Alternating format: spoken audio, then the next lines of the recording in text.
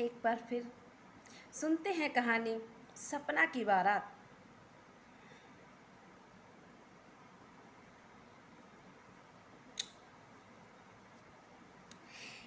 इधर गांव में सुखराम के घर उस लड़की के पिता सूरज प्रकाश आए और उन्होंने रिश्ता तोड़ने को कहा।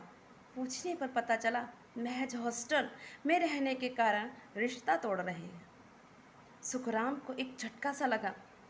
कुछ दिन घर में खामोशी छाई रही।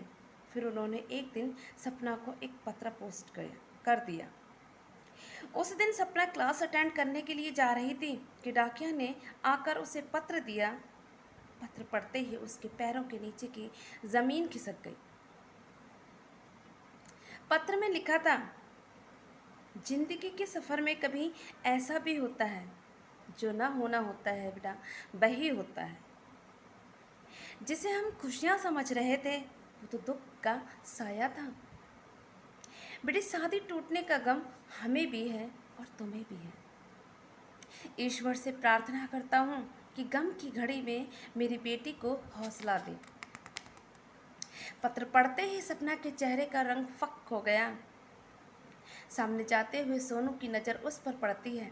वह पत्र अपने हाथ में ले लेता है। सपना की आंखों से आंसुओं की झड़ी लग गई। सोनू ने धीरज बांधते हुए उसे हॉस्टल रूम तक पहुंचा दिया। अगले दिन जब सोनू सपना से मिला तो उसकी हालत बता रही थी कि अभी भी उसकी हालत ठीक नहीं है। सोनू ने भी उस पत्र पर अभी बात करना ठीक नहीं समझा। सप्ताह बीतने वाला था पर सपना के चेहरे पर अभी भी उदासी छाई हुई थी।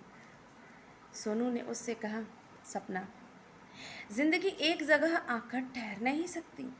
उदास रहकर जियोगी तो भी नहीं ठहरेगी, और गम के पल्ले को छोड़कर खुशियां जो तुम्हारे आसपास है को लेकर जियोगी तो जिंदगी बदले एहसास के साथ तुम्हारा स्वागत करेगी।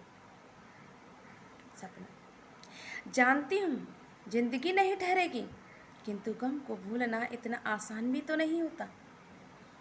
शादी भी तोड़ी तो महज हॉस्टल में रहने के कारण। ऐसे तो ना जाने कितनी लड़कियां हॉस्टल में रहती हैं। सब पर शक किया जाएगा तो वे सब यूं ही न रोती रहेंगी मेरी तरह। सो हर कोई एक सा नहीं होता। अच्छे लोग तुम्हारी कद्र करेंगे। सपना, सच, हर इंसान एक सा नहीं होता। धीरे धीरे सपना सामान्य होने लगी और अपने एग्ज़ाम की तैयारी में जुट गई। 1 महीने बाद एग्ज़ाम थे और एग्ज़ाम के बाद वह गांव चली गई। सपना को घर पर आया देख माँ बाप बहुत खुश हुए। बेटी को माँ ने बड़े प्यार से गले से लगाया। सपना एमए कर चुकी थी और पास के एक गांव के स्कूल में शिक्षा कार्य करने लगी तथा नेट की तैयारी में लग गई। इस बीच सपना के पिता ने रामनगर के निवासी मुखिया के बेटे से रिश्ते की बात चलाई। मुखिया का लड़का शिवा जो होनहार था, साथ ही सपना के अनुरूप गोरी रंगत, शानदार छवि, कद काठी का युवक था। उसने सपना से बात करने की इच्छा जाहिर की। सुखराम ने शाम को जब ये बात अपनी पत्नी को बताई तो कागज पर चलते हुए सपना के हाथ रुक गए। अगले दिन स्कूल से छुट्टी लेकर शिवा के बताए स्थान पर पहुंची तो शिवा पहले से ही वहां मौजूद था। उसकी प्रतीक्षा कर रहा था। सपना को देखकर वह खड़ा हो गया और मुस्कुरा कर बोला, लगता है इजाज़त मिलने में देर लगी, इसीलिए आने में देर लगी। सपना ने कोई जवाब नहीं दिया। शिवा, क्या बोलने को मना कर दिया है?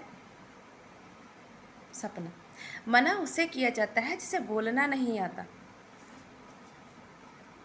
शिवा, चलिए आपकी आवाज़ इस बहाने कानों तक तो पहुंची।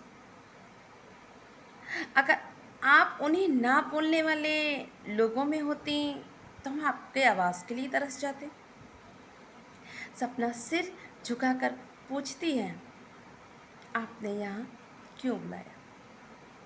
शेष फिर सुनते रहिए कहानी सपना की बारात।